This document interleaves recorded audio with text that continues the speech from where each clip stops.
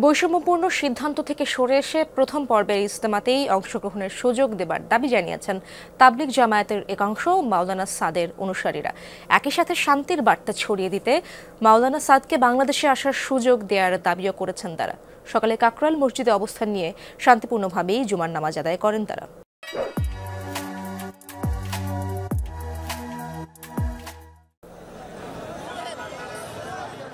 রীতি অনুযায়ী 2 সপ্তাহের জন্য কাকরাইল মসজিদে অবস্থান করবেন তাবলিগ জামাতে মাওলানা সাদের অনুসারীরা। পূর্ব ঘোষণা অনুযায়ী ভোর থেকেই কাকরাইল মসজিদে আসতে শুরু করেন দেশের বিভিন্ন প্রান্তের মুসল্লিগণ।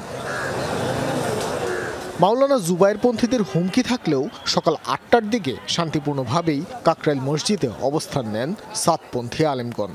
লোক সমাগম বেশি হওয়ায় এক পর্যায়ে মূল সড়কেও অবস্থান নেন তারা। আশেপাশের এলাকাতেও ছিল জনস্রোত।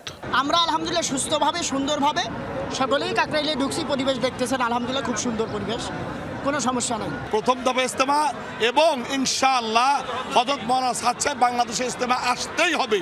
দেশের বাইরের অসংখ্য ওলামায়ে কেরাম দেশে আসতেছে, নাস্তিকরা আসতেছে, অনেক কনসার্ট হয় দেশের বাইরের যারা ইসলাম বিরোধী কথা বলে তাদেরকে আসতে দেওয়ার সুযোগ হইতেছে, অথচ ওনাকে দেশে আসতে দেওয়া হয় না। এক ইজতেমা করি একসাথে হয়ে যায়, তাহলে 45 কোটি শুধু নামাজি তারাও তবলিগ করবে, 150 কোটি বেনামাজি ইনশাল্লাহ ওনারাও মসজিদে আসবে, এবং 600 কোটি কাফের বেদিন তারাও ইনশাল্লাহ দলে দলে ইসলামের ছায়াতলে আসবে।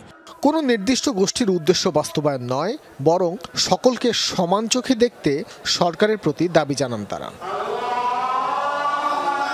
জুমার দিন হওয়ায় আগেভাগেই মসজিদের পাশাপাশি মূল সড়কে নামাজ আদায় করে নেন সাদপন্থীরা।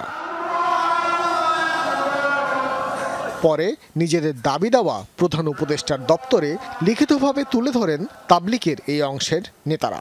এ জায়গায় কিন্তু আসছে মাত্র শুধু বয়স্ক যারা তারা, আমাদের কিন্তু তাবলিগের স্টুডেন্ট আছে তাদেরকে এই জায়গায় আমরা আনি নাই, নজওয়ান আছে তাদেরকে আমরা আনি নাই, আমাদের মহিলা সেকশন আছে তাদেরকেও আমরা আনি না, আমাদের মহিলা সেকশন দোতলায় থাকে কিন্তু এই জায়গায় আমরা আনি নাই। আমাদের আরও অনেক বড় বড় মজমা হতে পারতো, কিন্তু এটাকে আনছি শুধু এই জন্য যে এই জায়গায় আমাদেরকে ঢুকতে দিবে না, একটা হুমকি দিয়েছিল, ওইটাকে যেন করা হয়। আর এই দাবিটা জানালাম যেন আমাদের আমির সাহেবকে আগামী বিশ্ব ইজতেমাতে প্রথম পর্বে আমরা আনতে পারি, এই একটা দাবি নিয়ে আমরা আসছি। দুপুর 1:30টার পর মূল সড়ক থেকে নিজেদের অবস্থান সরিয়ে নেন সাদপন্থীরা। কিছু শঙ্কা থাকলেও শান্তিপূর্ণভাবেই শেষ হয় অবস্থান কর্মসূচি। ভাস্কর ভাদুরী, যমুনা নিউজ, ঢাকা।